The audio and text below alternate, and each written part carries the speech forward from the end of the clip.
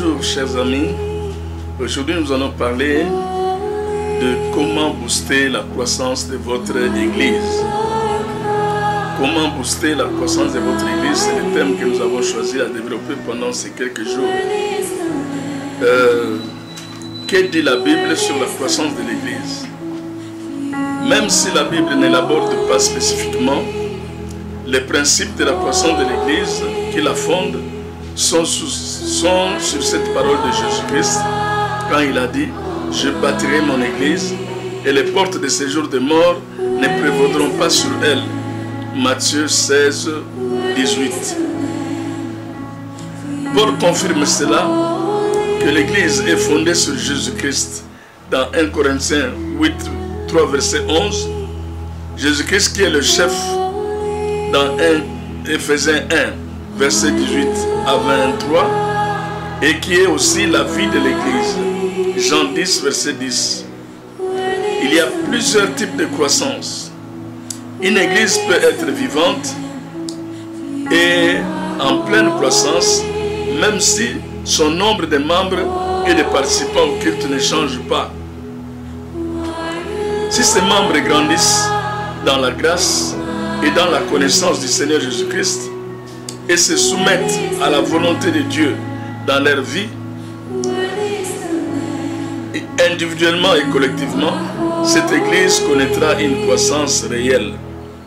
A l'inverse, l'église peut accueillir de nouveaux membres chaque semaine et être spirituellement stagnante. La croissance sous toutes ses formes suit un schéma classique. Comme pour un organisme, il y a ceux qui plantent les graines, je vais parler ici des évangélistes, ceux qui arrosent, je vais parler des pasteurs et des enseignants, et d'autres qui mettent leurs dons spirituels au service de la croissance de l'église locale. 1 Corinthiens 3, versets 6 à 8. Il faut noter que c'est Dieu qui produit la croissance. Pour la croissance d'une église locale, un certain équilibre entre plantation et arrosage est nécessaire. Ce qui signifie que l'église est saine. Chaque membre doit connaître ses dons spirituels pour pouvoir les mettre au service du corps de Christ. En cas de déséquilibre, l'église ne prospérera pas comme Dieu le veut.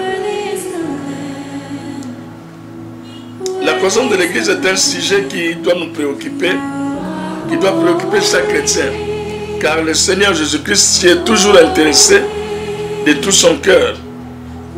Il donna sa vie pour que l'église existe et croisse.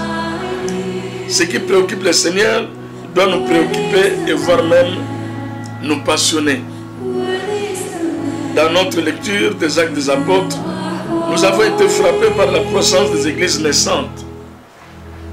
Par exemple, dans Actes 2, verset 41, la Bible dit « Ceux qui acceptèrent la parole furent baptisés, et en ce jour-là, le nombre de disciples augmenta à environ 3000 âmes. » Dans Actes 2, 47, la Bible dit « Louant Dieu et trouvant grâce auprès de tout le peuple, et le Seigneur ajoutait chaque jour à l'église ceux qui étaient sauvés. » Dans Acte 4, verset 4, la Bible dit « Cependant, beaucoup de ceux qui avaient entendu la parole crurent, et le nombre des hommes s'éleva à environ 5000. » Dans Acte 5, verset 14, le nombre de ceux qui croyaient au Seigneur, hommes et femmes, s'augmentait de plus en plus. Dans Acte 6, verset 7, la parole se répandait de plus en plus, le nombre de disciples augmentait beaucoup à Jérusalem, et une grande foule de sacrificateurs obéissait à la foi. Acte 9, verset 31, l'église était en paix dans toute la Judée, la Galilée et la Samarie, s'édifiant et marchant dans la crainte du Seigneur, et elle s'accroissait par l'assistance du Saint-Esprit. Dans Acte 11, verset 21, la main du Seigneur était avec eux, et un grand nombre de personnes crurent et se convertirent au Seigneur. Acte 14, verset 21, ils eurent évangélisé cette ville et fait un certain nombre de disciples. Ils retournèrent à Lystre, à Icône et à Antioche. dans Acte 16, verset 5, les églises se fortifiaient dans la foi et augmentaient en nombre au jour le jour. Dans Acte 19, verset 10, cela dura 10 ans, 2 ans, de sorte que tous ceux qui habitaient l'Asie, juifs et grecs, entendirent la parole du Seigneur. Une question s'est alors peu à peu imposée à notre esprit. Quels principes généraux pourrions-nous découvrir qui aideront notre église locale à vivre conformément au modèle du Nouveau Testament? Chaque communauté doit veiller à ce que l'ordre d'apporter l'évangile à son prochain soit maintenu jusqu'au retour du Seigneur Jésus. Matthieu 28, versets 16 à 20. Avant de tracer les 3 étapes de développement de toute église locale, définissons le cadre de notre recherche. Premièrement, les actes donnent un aperçu de presque toutes les composantes du corps de Christ, et c'est pendant un laps de temps assez long, plus de 30 ans. Deuxièmement, dans cette brève étude, nous ne traiterons pas directement des interventions spectaculaires du Saint-Esprit, ni des effets merveilleux de la guérison, ni de la grande part que joue la conversion de certaines personnes clés, car elles sont exceptionnelles. Ce qui nous intéresse est le travail du Seigneur dans la vie de tous les jours. Troisièmement, nous ne nous préoccuperons que de ce qui a trait aux principes pratiques qui, dans les actes, déterminent la croissance de l'Église. Quatrièmement, il est évident que cette étude soit indicative et non exhaustive. Alors nous avons parlé tout à l'heure de 3 étapes de développement de toute Église. La première étape, c'est que la préparation apostolique de la croissance. Nous allons parler de la préparation apostolique de la croissance. Dans Acte 1, versets 2 à 11. Nous voyons l'importance de l'enseignement donné par le Seigneur Jésus concernant sa personne, son ministère, son royaume et son plan d'évangélisation. Traitons-nous ces sujets systématiquement dans notre communauté. Il est impératif de bien les connaître et d'en aimer la manifestation. Que faisons-nous pour enseigner et apprendre ces vérités d'une manière systématique dans nos églises? C'est-à-dire quoi? Nous devons enseigner d'une manière systématique qui est le Seigneur Jésus-Christ, sa personne, son ministère, son royaume et son plan d'évangélisation. Je pense que c'est ce qui amène la croissance d'une église. 2.2. Dans Acte 1, 12 à 26, nous découvrons 2 grandes activités préparatoires, base de toute explosion de vie sur le plan local. La prière concentrée et intense, ainsi qu'une communion fraternelle limpide dans l'unité. Acte 1, 12 à 14. Ils étaient réunis, ils étaient en prière, ils étaient en communion fraternelle. Or, c'est justement ici que les attaques de Satan sont particulièrement acharnées. Elles visent les liens qui nous attachent à Dieu et aux autres. L'œuvre est ainsi cassée avant même d'être lancée.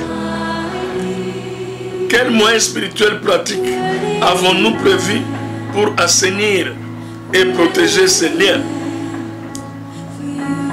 La direction de l'œuvre par des hommes qualifiés. Il faut des hommes qualifiés. Les récits des actes pouvaient servir d'illustration aux principes énoncés en 1 Timothée 3, versets 1 à 13 et en Tite 1, versets 8 à 9, qui spécifient sur les qualités des hommes qui doivent servir Dieu, les diacres et les anciens. Priez le Seigneur qu'il donne de tels hommes à votre église, parce qu'il ne suffit pas de désirer se mettre au service des autres. La communauté locale a besoin des hommes désignés par l'Esprit. Évitons donc les critères charnels. Deuxième étape, le commencement et le démarrage. La venue du Saint-Esprit se produit, acte 2, 1 à 13, à chaque conversion d'un pécheur à Jésus-Christ, selon 1 Corinthiens 12, versets 12 à 13. Les convertis reçoivent définitivement le Saint-Esprit à l'instant où il invite le Seigneur Jésus-Christ dans sa vie et le reçoit comme son sauveur. Nous voyons cela dans Ephésiens 1, verset 13 et dans 2 Corinthiens 1, verset 21 à 22. Deuxièmement, la proclamation quotidienne de l'Évangile se fait dans la puissance du Saint-Esprit, quand les croyants sont consacrés et soumis à la parole de Dieu. Acte 1, verset 4 à 5, Acte 8, verset 12 et 14. Cela nécessite pour nous aujourd'hui une bonne connaissance des actes des apôtres et des épîtres. Ils sont unis dans un même esprit et poursuivent les mêmes buts. Acte 2, verset 1. Ce sont des anciens ou responsables qui donnent le ton et qui annoncent clairement le but biblique. Ils sont au bon endroit et au bon moment. Souvent, les croyants sont attachés émotionnellement à un endroit local. Ce sont souvent les lieux où ils se sont convertis. Avons-nous demandé à Dieu, où veux-tu que je travaille? Aurais-je le courage de changer de place ou de s'aimer une église sœur si le Saint-Esprit nous l'indiquait? C'est ça la question. Quelqu'un qui est converti dans telle église et le Saint-Esprit lui dit d'aller travailler dans telle autre église. Est-ce qu'il aura le courage de le faire? C'est ça le problème. Alléluia. Troisième étape, la vitesse de croisière. La prédication de l'évangile. Acte 3, verset 25, 12 à 25. Acte 4, verset 33. Acte 5, verset 30. Cela veut dire que nous devons suivre l'exemple des apôtres. Ils prêchaient l'évangile partout où ils en avaient l'occasion. Ils profitaient de chaque opportunité qui leur était offerte pour prêcher l'évangile. Et si nous voulons la croissance de nos églises, nous devons profiter des opportunités qui nous sont offertes pour prêcher la parole de Dieu d'une manière sans relâche et sans cesse. Deuxièmement, la fidélité face à la persécution. Acte 4, verset 8 à 12. Acte 12, verset 19 à 20. Acte 7, verset 54 à 60. Acte 13, verset 50. De plus en plus on les persécutait, l'église s'accroissait. Pourquoi? Parce que la persécution, au lieu de les diviser, les amenait toujours à faire un bloc, à faire un front commun pour résister à la persécution. Qu'est-ce que nous faisons aujourd'hui face aux persécutions qui nous arrivent dans nos églises? N'est-ce pas la séparation? N'est-ce pas la division? Au lieu de faire un bloc face aux persécutions. 3. Les actions de grâce au moment difficile. Acte 4, 23 à 30.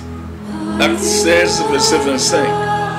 Elle témoigne de notre confiance en lui et révèle une certaine maturité spirituelle. Point 4. Les règlements rapides et efficaces des problèmes internes graves. Acte 5, verset 1 à 11. Acte 6, verset 1 à 6. Acte 8, verset 18 à 24. Acte 15, verset 1 à 29. Et verset 36 à 40. L'œuvre de Dieu doit toujours avoir plus d'importance qu'un individu. Il ne faut pas sacrifier l'œuvre pour ménager un individu ou une famille. Qu'est-ce que nous entendons par cela? Il y a des moments où il y a un conflit dans l'église et parce que la personne est importante dans l'église, on va lui accorder raison. Alors on sacrifie même toute l'église. Ce n'est pas normal. On ne doit pas accorder la raison à un individu face au bienfait de l'église. Ok. Nous allons parler maintenant des 10 principes de la croissance de l'église. Les 10 principes de la croissance de l'église. Premier principe, la croissance d'une église ne provient pas d'une méthode humaine, mais de la grâce de Dieu. Aucun principe, aucune clé, aucune vision aucun jeune, aucun don ou aucune compétence ne peut produire, ne peut provoquer une réelle percée spirituelle sans la faveur imméritée de Dieu. Donc celui qui veut travailler sur la croissance de l'Église doit se mettre à l'esprit que sans la grâce de Dieu, je ne peux pas recevoir la croissance de l'Église. Deuxième principe, le plus grand moteur de la croissance de l'Église est le christocentrisme. Quand on met Jésus au centre de l'Église, c'est alors qu'il fera ce qu'il a promis. Qu'est-ce qu'il a promis? Il a dit, je bâtirai mon Église. Le Seigneur ne peut bâtir son Église que quand c'est lui qui est au centre de cette Église-là. La prédication est centrée sur Christ. Toute la cérémonie de l'Église est centrée sur Christ. Toute la doctrine de l'Église est centrée sur Jésus-Christ. 3. Prêcher la Bible textuellement, systématiquement et rigoureusement. La croissance de l'Église s'opère par l'assistance du Saint-Esprit qui honore toujours la parole qu'il a inspirée. Parce que si nous prêchons la parole de Dieu sans la décortiquer comme il se doit, nous n'allons pas provoquer la croissance de l'Église. Parce que le Saint-Esprit ne peut honorer que ce qu'il a lui-même inspiré. Quatrièmement, ne recherchez pas la croissance de l'Église, mais recherchez la santé de l'Église. Parce que ce ne sont pas toutes les églises en croissance qui sont en bonne santé, mais toutes les églises en bonne santé seront en croissance. 5. Ne visez pas à devenir une église attractionnelle qui attire la foule, mais une église missionnelle qui fait des disciples. Une église missionnaire qui prêche un évangile comme contre-culturel avec une pertinence culturelle. C'est-à-dire une église qui a compris la culture sur laquelle elle évolue et qui va s'engager à prêcher l'évangile selon cette culture-là, sans pour autant sortir des réalités de la parole de Dieu. 5. Ne visez pas à devenir, oui, ça je vais le dire. 6. L'excellence est un ingrédient important dans la croissance de l'Église. Le manque d'excellence dans les cultes, des retards, des erreurs, des désordres, des désorganisations, des problèmes, génère des distractions, enlevant le focus sur la bonne nouvelle de Jésus-Christ. Cela veut dire quoi? Il faut préserver l'excellence. Quand on dit que le culte commence à 8h, il faut que ça commence à 8h. Quand on dit que le culte termine à 11h, il faut que ça termine à 11h. Il ne faut pas trouver toujours des excuses pour déborder l'heure. Non, non, non, on n'a pas besoin de cela. 7. Le facteur de la croissance le plus sous-estimé est l'amour et l'unité. Une étude sur le sujet dit ceci. Les églises en croissance ont un coefficient d'amour sensiblement plus élevé que les églises en stagnation ou en déclin. Un amour sincère et pratique donne à l'église un pouvoir magnétique beaucoup plus grand que tous les efforts du marketing du monde. Donc, l'église a besoin de montrer l'amour parce que les gens qui viennent à l'église ont cette soif de vivre, d'expérimenter l'amour de Dieu. Et l'église, dès qu'ils arrivent, doit leur témoigner de cet amour à partir même de la réception. 8. Il n'y a pas de croissance sans stabilité. L'instabilité est un tueur de croissance. Une église qui suit les modèles et les vagues ne grandit jamais. L'innovation court terme est moins efficace que la présence long terme du pasteur ou de son équipe ou de la direction ou de la vision dans une église. Donc quand vous donnez à un pasteur d'exercer les fonctions de pasteur pendant une année, je ne sais pas ce qu'il va mettre en pratique dans cette église. Il faut lui laisser le temps de s'habituer avec les fidèles, d'incuber la vision aux fidèles et de la mettre en pratique. Et cela demande du temps. C'est pourquoi ne soyez pas pressés à déplacer les pasteurs Et vous allez voir que les églises qui déplacent les pasteurs chaque jour ne croissent jamais. 9. Le dynamisme spirituel dans les cultes est contagieux. Un accueil chaleureux, une louange vivante, des prières animées, une prédication passionnée incarne et communique la vie de Jésus. Personne ne veut d'un sauveur mort. Vous voyez cela? Jésus n'est pas un sauveur qui est mort. Il faut que quand les gens viennent dans l'église, qu'ils voient qu'il y a la vie dans l'église. La vie de Dieu est en train d'agir dans l'église. Il faut qu'ils trouvent cette vie-là dans les cantiques. 10. La prière qui est en fait est le premier principe. Elle permet de faire surnaturellement ce qu'une église ne peut faire naturellement. De plus, elle nous garde dans la dépendance de Dieu. Il n'y a rien de plus dangereux que la croissance de l'église sans la dépendance à Jésus-Christ. Voilà donc les 10 principes que j'ai voulu énumérer. À présent, nous allons parcourir les 4 propositions sur la croissance de l'église.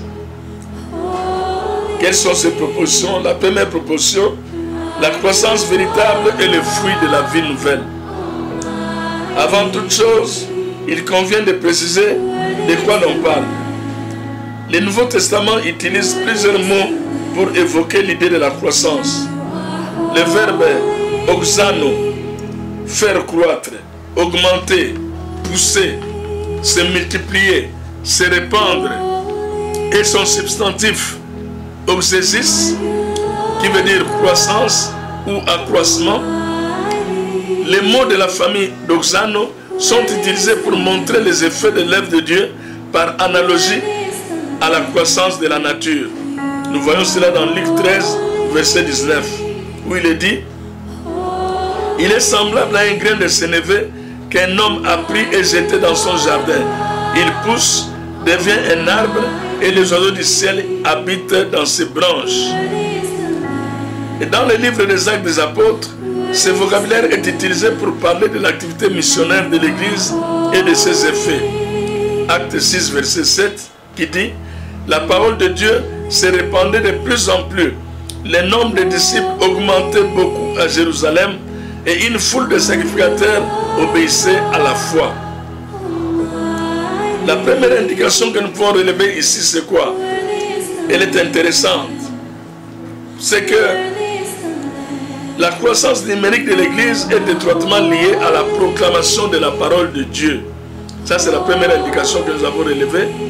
La croissance de l'Église, numérique de l'Église, est étroitement liée à la proclamation de la parole de Dieu. Plus la parole de Dieu se répand, plus l'Église grandit. On peut ajouter ici l'emploi de notre verbe perissano, qui veut dire faire abonder ou surabonder, ou encore exceller. Dans Acte 16, verset 17, qui dit: et les églises s'affermissaient dans la foi et voyaient augmenter chaque jour le nombre de leurs membres. Deuxième indication intéressante, la croissance de l'église est aussi liée à l'affermissement de la foi des disciples. Ici, en raison d'un travail des apôtres, il y a une conjonction parole, foi, église, où la croissance de l'un des éléments, l'église, est nourrie par le progrès des deux autres. La parole qui se répand et la foi qui s'affermit.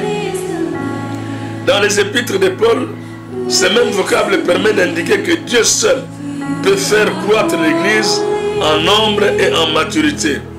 1 Corinthiens 3, verset 6 à 7, 2 Corinthiens 9, verset 10, Ephésiens 4, verset 16. Le croyant est appelé à naître dans la foi. 2 Pierre 3, verset 18. Une foi qui est renouvelée par la parole qui est Christ. 1 Thessaloniciens 3, verset 10. Une foi qui grandit par l'obéissance du croyant dans la communion de l'Église. 2 Thessaloniciens 1, verset 3. Deuxièmement, la croissance véritable est l'œuvre conjointe de la parole et de l'esprit. Genèse 1, verset 1 à 3. Lorsque nous lisons cela, nous allons voir pourquoi l'Esprit de Dieu planait-il au-dessus des eaux. Nous voyons ici la coopération entre la parole et l'esprit lors de la création. L'esprit attendait la libération de la parole avant d'agir. Et Dieu dit, le Père révèle sa volonté, Jésus le Fils prononce sa parole, le Saint-Esprit agit en accomplissant toute parole. B. La parole et les ossements desséchés de Ézéchiel 37. Ici, Dieu révèle sa volonté qui est de faire venir l'Esprit pour rendre la vie aux ossements desséchés. Prophétise et parle à l'Esprit et dit à l'Esprit, ainsi parle le Seigneur, l'Éternel. L'Esprit vient de 4 vents, souffle sur ces morts et qu'ils revivent. Il a fallu à la fois la parole et l'action du Saint-Esprit pour que le Père réalise ce qu'il avait dit ou pour que les ossements desséchés puissent revivre. C'est Jésus-Christ et le Saint-Esprit. Jésus, le Logos, est la parole de Dieu. Il s'en va se faire baptiser par Jean sur la rivière Jourdain où le Saint-Esprit descendit sur lui. Après le baptême, il fut rempli du Saint-Esprit. Luc 4, verset 1. Et après la tentation, il est dit qu'il fut revêtu de la puissance de l'Esprit. Luc 4, verset 14. Et ensuite, il s'en alla dans la synagogue pour lire les livres d'Ésaïe dans Luc 4, 18 à 19, où il détale devant tout le monde son ordre de mission pour lequel le Seigneur Dieu l'a envoyé faire sur la terre. Et le Saint-Esprit dans l'église primitive, acte 12, verset 24, il ne se mettait jamais en mouvement sans avoir prié le Saint-Esprit et lui avoir demandé la direction. C'est pourquoi leur prédication était puissante. Il y avait des signes, des prodiges et des miracles. Voilà ce qui était le secret du Saint-Esprit. Troisième point, la croissance véritable repose sur la centralisation de Christ. La Bible est un livre christocentrique, c'est-à-dire qu'il traite d'un seul sujet essentiel, la venue de Christ dans notre histoire, de la parole faite chair, la venue du Fils de Dieu dans notre humanité pour accomplir le salut. Si nous étudions un texte de la parole sans qu'il nous conduise à glorifier Dieu pour le salut en Jésus-Christ, nous passons à côté de l'Écriture. Jésus-Christ affirme lui-même que l'Ancien Testament parle de lui. Dans Luc 24, verset 27 et verset 45. Paul déclare de même aux Corinthiens que ce n'est qu'en Jésus-Christ que l'Ancien Testament trouve sa véritable compréhension. Dans 2 Corinthiens 3, verset 14. Le Saint-Esprit lui-même est christocentrique. Un vrai réveil est toujours christocentrique, c'est-à-dire Christ est au centre de toute prédication.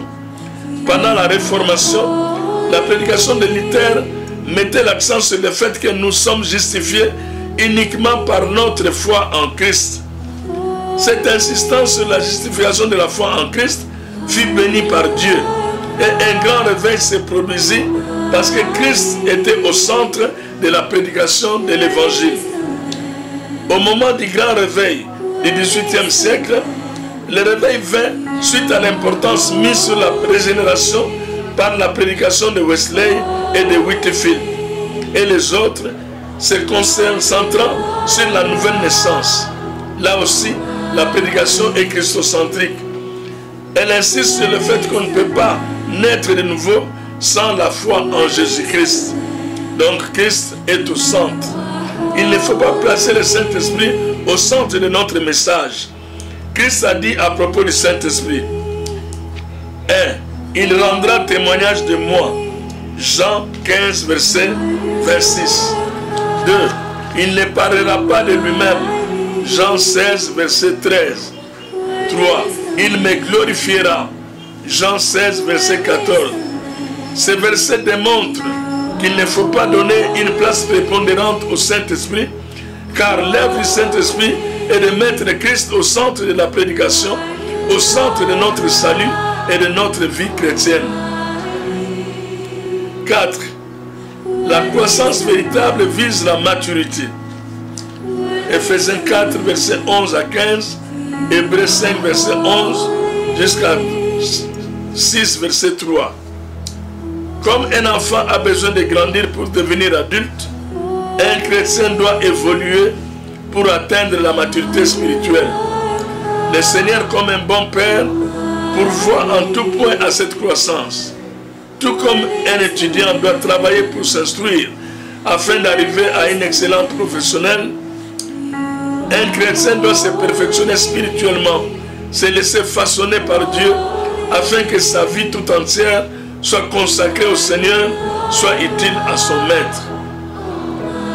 Être adulte et mature, ce n'est pas seulement un ensemble de connaissances théologiques, une tête bien pleine, mais agir d'une manière responsable, avoir une tête bien faite. C'est dans l'Église que nous parviendrons à l'unité de la foi, que nous grandirons et atteindrons la stature parfaite de Christ. La croissance des chrétiens qui fréquentent l'Église produit aussi la croissance de l'Église. Nous avons voulu dire par là qu'une Église qui n'a pas la maturité est impossible qu'elle puisse connaître la croissance. Parce qu'il faut que les membres deviennent matures pour être capables d'engendrer d'autres brebis. Sinon, ils ne vont pas le faire. Ils vont commencer à se distraire, à se patauger dans l'église, et cela ne va pas aboutir à la croissance de l'église. C'est pourquoi, concernant la maturité, nous avons dit qu'il est important que les pasteurs puissent, au lieu de prêcher chaque jour, se mettre assis sur la table pour enseigner, pour incuber les messages, l'enseignement du maître tel qu'il a enseigné. Parce que nous donnons seulement les nourritures aux bébés spirituels. Mais ces bébés ne doivent pas rester bébés. Ils doivent grandir, ils doivent croître. Et c'est la croissance qui fera d'eux des gens sérieux dans l'église. C'est parce qu'ils sont grandis qu'ils seront capables de partager l'évangile avec les autres. C'est parce qu'ils ont grandi, ils ont acquis la maturité, qu'ils sont capables de défendre la doctrine. Au nom de Jésus, nous avons ainsi parlé.